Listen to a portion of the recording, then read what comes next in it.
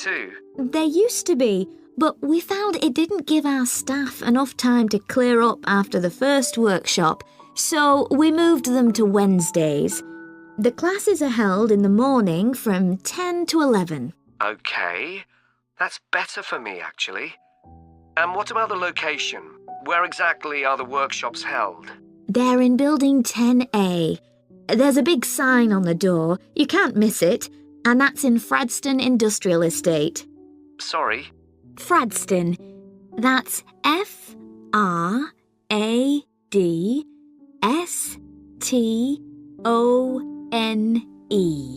And that's in Grassford, isn't it? Yes, up past the station. And will I have any parking problems there? No, there's always plenty available.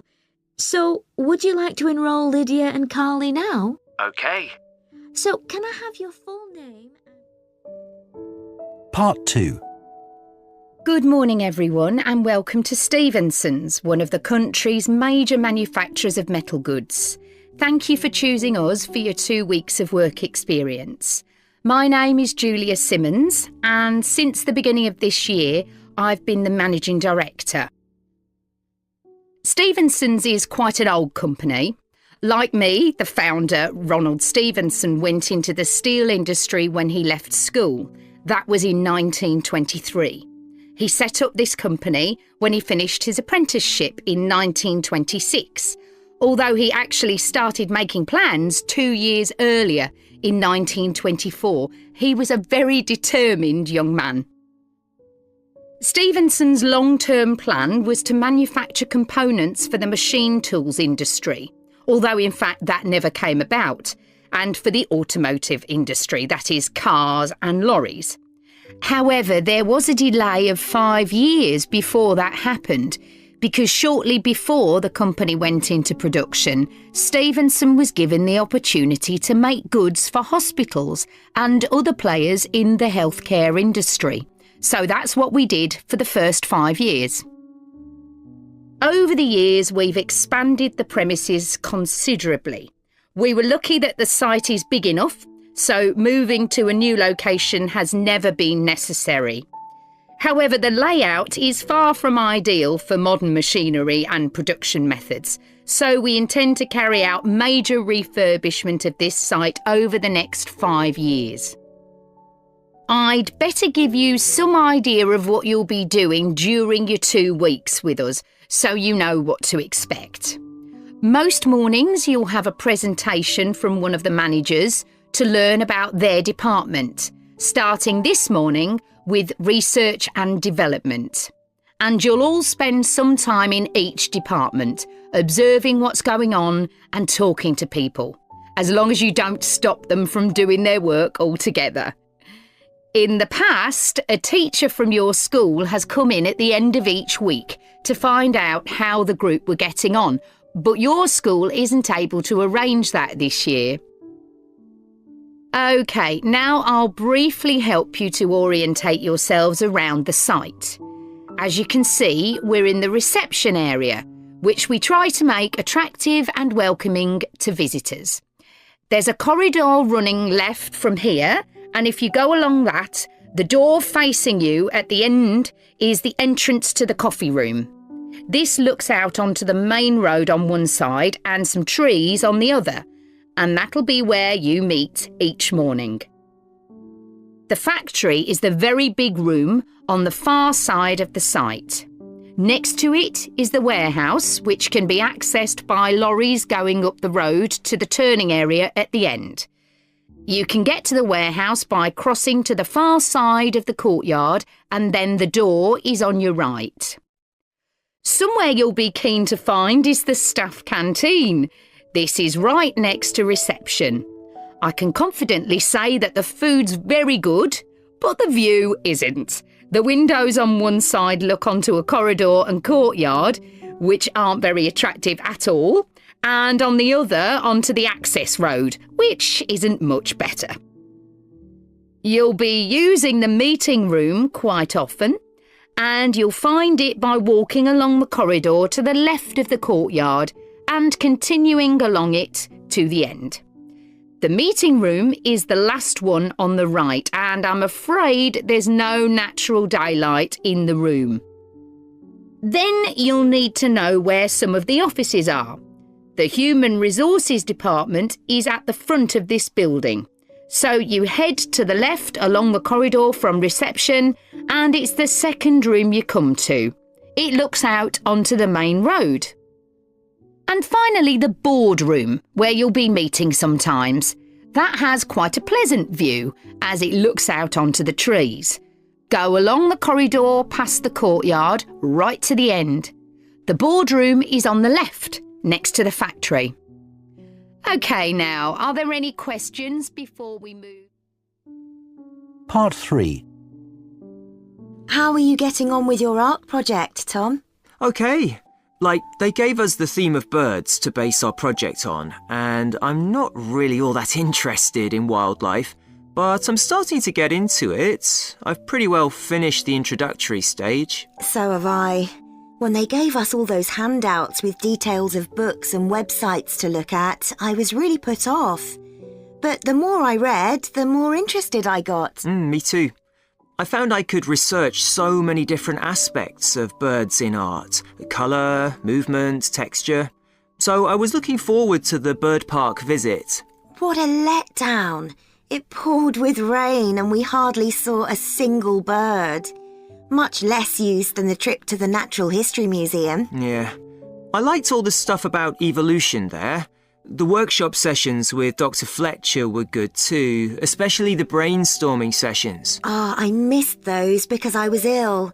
I wish we could have seen the projects last year's students did. I suppose they want us to do our own thing, not copy.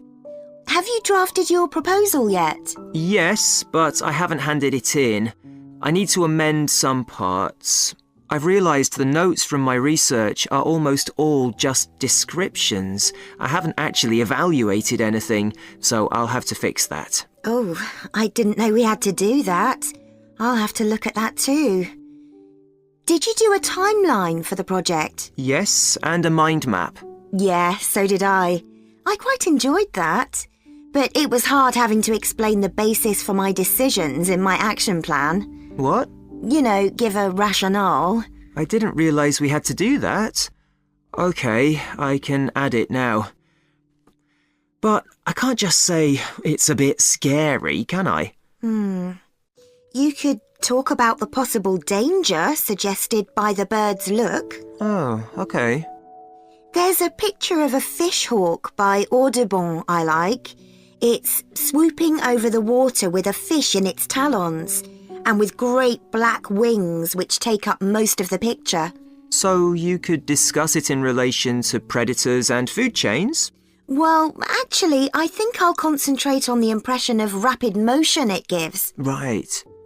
Do you know that picture of a kingfisher by Van Gogh?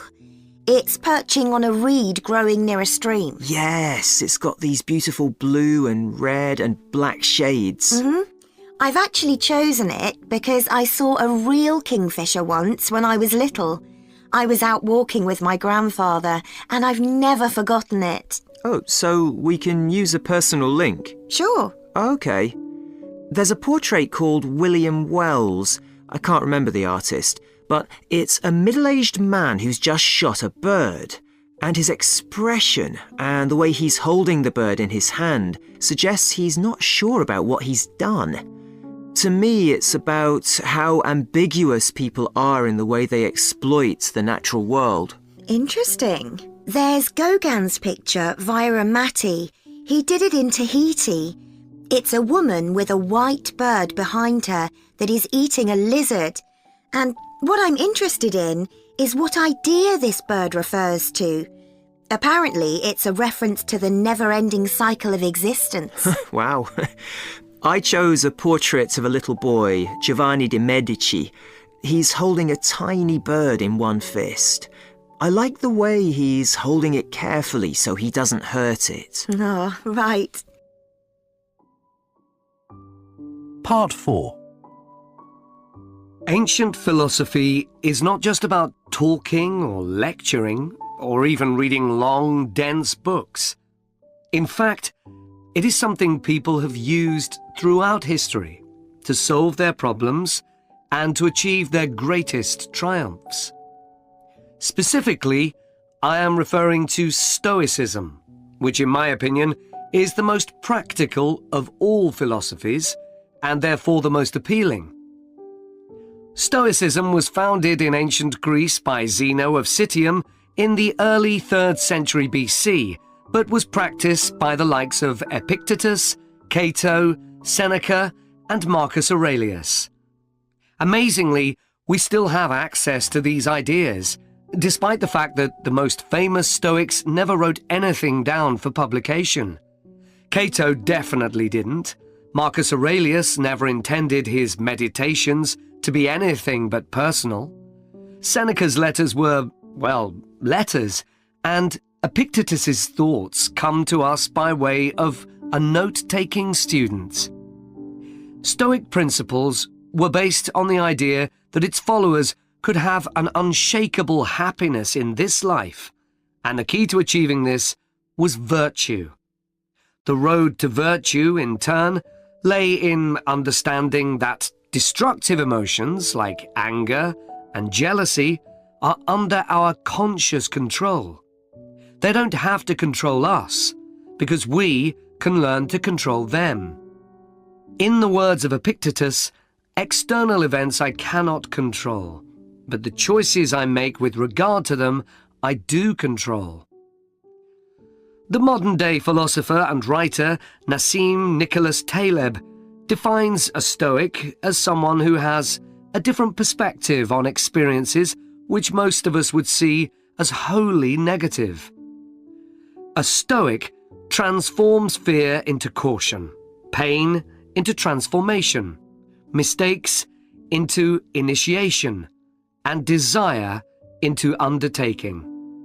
Using this definition as a model, we can see that throughout the centuries, Stoicism has been practiced in more recent history by kings, presidents, artists, writers, and entrepreneurs.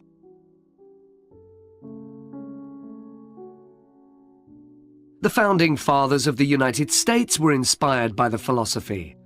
George Washington was introduced to Stoicism by his neighbours at age 17, and later put on a play based on the life of Cato to inspire his men. Thomas Jefferson kept a copy of Seneca beside his bed. Writers and artists have also been inspired by the Stoics.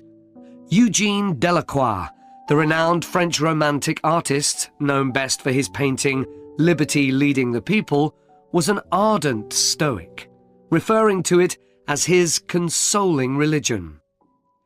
The economist Adam Smith's theories on capitalism were significantly influenced by the Stoicism that he studied as a schoolboy, under a teacher who had translated Marcus Aurelius's works. Today's political leaders are no different, with many finding their inspiration from the ancient texts. Former US President Bill Clinton rereads Marcus Aurelius every single year, and many have compared former President Obama's calm leadership style to that of Cato. Wen Jiabao, the former Prime Minister of China, claims that Meditations is one of 2 books he travels with, and that he has read it more than 100 times over the course of his life. Stoicism had a profound influence on Albert Ellis, who invented cognitive behavior therapy, which is used to help people manage their problems by changing the way that they think and behave. It's most commonly used to treat depression. The idea is that we can take control of our lives by challenging the irrational beliefs that create our faulty thinking, symptoms, and behaviors by using logic instead. Stoicism has also become popular in the world of business. Stoic principles can build the resilience and state of mind required to overcome setbacks, because Stoics teach turning obstacles into opportunity, a lesson every business entrepreneur needs to learn. I would argue that studying Stoicism is as relevant today as it was 2,000 years ago. thanks to its brilliant insights into how to lead a good life. At the very root of the thinking, there is a very simple way of living. Control what you can and accept what you can't. This is not as easy as it sounds and will require considerable practice. It can take a lifetime to master. The Stoics also believed the most important foundation for a good and happy life is not money, fame, power, or pleasure, but having a disciplined and principled character, something which seems to resonate with many people today.